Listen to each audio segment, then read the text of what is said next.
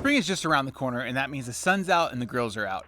I'm sharing 3 easy weeknight recipes, all cooked on the sponsor of our videos, Monument Grills Mesa II series grill. But first, we're gonna do an unboxing and a review of this grill. When Monument Grills sent me the Mesa II 415BZ grill, the first thing I noticed was the way it was packed. Like, they actually thought about the fact that it was going on a truck, thick cardboard housing in every place, wood planks on top, and everything inside is exactly where it's supposed to be. Hardware sorted, instructions are right there, nothing's floating around in a plastic bag hoping for the best. I need to talk about the hardware container for a second because this is the kind of thing that nobody talks about, but everyone deals with. It's not a blister pack. This is a real container. It opens, it closes, and when you knock it off the table, because you will, nothing flies across the driveway. One feature that I'm really liking so far about this build is that a lot of these screws are already in place for you. All you have to do is loosen them up and then just slide your part into place. If I can figure out which side it is. This side. Yep. And it just slides right in, and then all you got to do is just fasten it and you're ready to go. That's a small thing that tells you a lot. Somebody actually thought about the guy putting this together, not just the guy buying it. And the materials, stainless steel throughout. The Mesa II 415BZ is not just a fingers crossed it survives 2 summers situation, it's built to stay. Now, when it comes to assembly, I usually find myself someone who's pretty good at it, but if it's something that I think is going to take me all day, I'll just talk myself out of it because it's not getting done. But Monument Grills redesigned this thing to cut down the number of screws, and I put this grill together way faster than I expected. The instructions actually make sense. I'm not rotating a diagram 12 times to try to figure out which end is up, and it just goes together. Box to first ignition without losing your whole Saturday, that matters. Here's what I really appreciate about the Mesa II 415BZ grill. It's designed for people who don't have unlimited space. The side shelves are great for prep while you're cooking, but when you're done, they fold down and the whole grill gets significantly narrower. The pegboard system on the side panel and inside the cabinet door means your utensils live on and inside the grill. Close the door when you're done, no extra storage needed and no extra footprint. You get 4 burners with this grill, 37,000 BTU total, but what's really important when grilling is you don't get one big hot zone. You've got a steady, even side for everyday cooking, and then you got a broil zone on the right that crosses 500 degrees in 5 minutes. We'll get into what that actually means when there's real food on it. First ignition was a clean light, climbed fast, held steady, no fighting it, and that's all I needed. First recipe is a loaded cheeseburger sweet potato. This one is a fun twist on burger night and you get a little extra nutrients from the sweet potatoes, so that means it's healthy, right? We're starting with 2 sweet potatoes, puncture them all over with a knife, rub them down with olive oil, and hit them with salt. Then we're gonna wrap them in tin foil, and then they're gonna go straight on that top rack on the Mesa II grill. We're cranking all 4 burners on high on the Mesa II grill to get it to 400 degrees. And to be honest, I was super impressed with how fast this happened. It got up to temp in less than 5 minutes. Once it's there, we're gonna dial it back to low to maintain the temp, and these sweet potatoes are gonna sit there for about 60 minutes. Set it, forget it, and go do literally anything else for a half hour. Once we're about 30 minutes in, that's where we're gonna get the beef going. We're gonna season a 1.5 pounds worth of ground beef liberally with salt, pepper, and garlic, and then we're gonna hit it with a good amount of Worcestershire sauce, and then we're gonna hand mix it lightly. Then we're gonna form your patties. I like to get them about the size of your palm, and then we're gonna let them sit at room temp for about 15 minutes. While the beef is resting, we're making a quick burger sauce, 3/4 cups of mayo, a hefty spoonful of sweet relish, a splash of apple cider vinegar, about a 1/2 cup of ketchup, and then stir it together and throw it in the fridge. When the potatoes are about 15 minutes out, the burgers are gonna go on, and they're going straight on that broil zone on the right side. Remember that 500 degrees in 5 minutes I was talking about earlier? This is exactly what this is for. And this is the part where I need you to fight every instinct that you have, because the number one thing people do wrong with burgers is they just don't leave them alone. Poking them, pressing them, moving them around on the grill like they're trying to solve a puzzle, stop. Put it down, step back, let it work. Those cast iron grates are already holding the heat from the moment that patty landed, and right now they're building that kind of crust that makes every burger actually worth eating. You'll know it's ready to flip when the color starts creeping up on the inside, and that's your cue. One flip and that's it. When they're almost done, cheese goes on. Yeah, I know it's grated, but we're gonna be using grated for everything else, so why am I gonna use sliced and grated? Just go with it, okay? Then we're gonna shut that lid and let it melt, and then we're gonna pull them off and let them rest. Assembly is where this gets fun. Basically, we're deconstructing a cheeseburger. So first we're gonna take each patty, then we're gonna cut it in about 1-inch strips, rotating 90 degrees and cutting again in 1-inch strips to make about 1/2-inch cubes. And then we're gonna set that aside. Take your sweet potato and cut it down the middle, open it up, spread it, mash it with a spoon. You wanna increase that surface area because you're gonna load this thing up. Shredded cheese is gonna go on first so we can get it nice and melted on that hot potato. Top it with a healthy portion of that cubed burger. Hit it with some burger sauce, and then add all your favorite toppings like lettuce, tomato, pickle, whatever you love on a burger, and then we're gonna give it one more drizzle of that sauce to finish. It's hearty and ridiculous in the best way, and it's the kind of dinner that makes your family think you really had it together tonight, which you did. I'm proud of you. Let's keep going.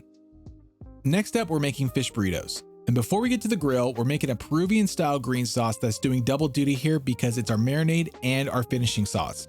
And honestly, it's one of those things that you're going to want to put on everything once you make it. We're adding 1 bunch of green onion, 3 to 4 garlic cloves, a 1/4 cup of cilantro, a 1/2 cup of mayo, juice from 1/2 a lemon, and 1 serrano pepper to a blender. And then we're going to blend it until smooth and store it in the fridge. Feel free to make this 2 to 3 days ahead of time if you're on a time crunch, but I recommend doing it fresh because it's got heat, it's bright, it's vibrant, and it's a staple in this house when we do fish burritos. Like I said, we're using 1/2 of that green sauce as our marinade. I'm using tilapia today, but any light, flaky white fish is going to work. Squeeze the other 1/2 of that lemon right over the fish, season with SPG, then pour 1/2 of the green sauce over it and make sure everything is evenly coated.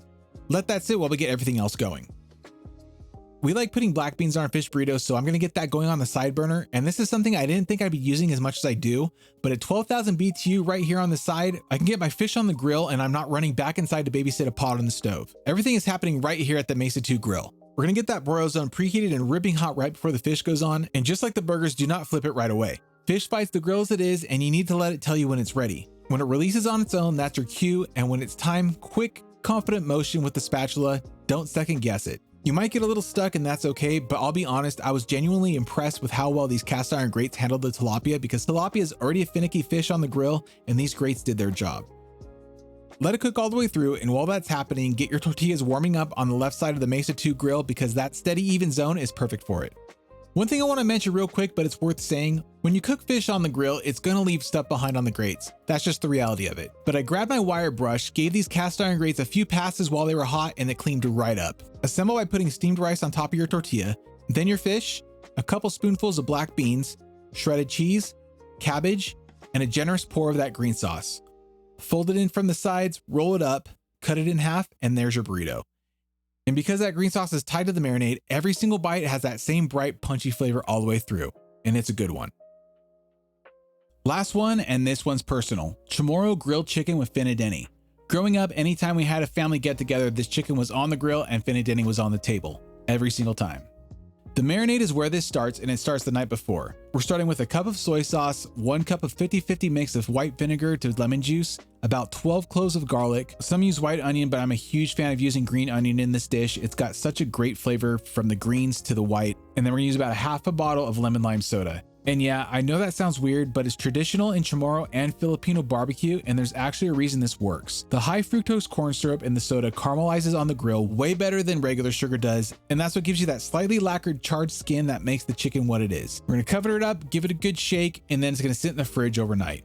When the chicken's about 30 to 60 minutes away from grilling, we're gonna make a quick batch of finnadene. We're using 1 cup of soy sauce, 1 cup lemon juice, about 5 chopped Thai chilies, 1/2 a bunch of green onion, and a handful of cherry tomatoes cut in half. It's salty and bright and has a ton of heat from the chilies, and that sweetness from the tomatoes, it just works with everything. Now when it's time to grill, the chicken goes on skin side down right over the broil zone to get that char started. We're not spending a ton of time here, just a minute or two per side to get that color going. Then we're moving it over to the left side of the Mesa II grill to cook low and steady for about 10 minutes. That's where the flavor really develops because you've already got the char locked in, and now the inside has time to cook through without burning up the outside. And while that's happening, the side burner is back in action. Cast iron skillet, 4 tablespoons of butter, add in some broccoli florets, season with SPG, give it a stir so everything's incorporated, and then we're gonna keep that side burner on high to get that roasted flavor going. For the last 5 minutes, we're gonna bring that chicken back over to the broil zone one more time. You don't have to do this, but I want that skin absolutely crispy, so we're gonna go back to the heat to finish it off. Pull it off once it hits 170, but don't stress if it goes a little over because chicken thighs are way more forgiving than breast meat. To assemble, we're going to start up by chopping up the meat. Locate the thigh bone and cut along both sides of it to get as much meat off as possible. Then we're going to cut into 1-inch strips, rotate, cut it again so we get nice little cubes. Then we're going to do the same thing with the chicken skin. Then we're going to put it all together on a bed of rice, putting the chicken on top and then the skin on right after that. Then we'll put some broccoli on the side, and then you're going to hit the whole thing with a generous pour of finnadene and make sure you get some of those tomatoes. You got salty, bright spiciness from the chilies, and those tomatoes just kind of burst and mellow everything out.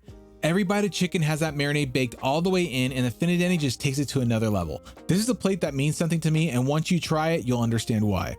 Okay, so after a week of cooking on the Monument Grills Mesa II 415BZ grill, here's where I land.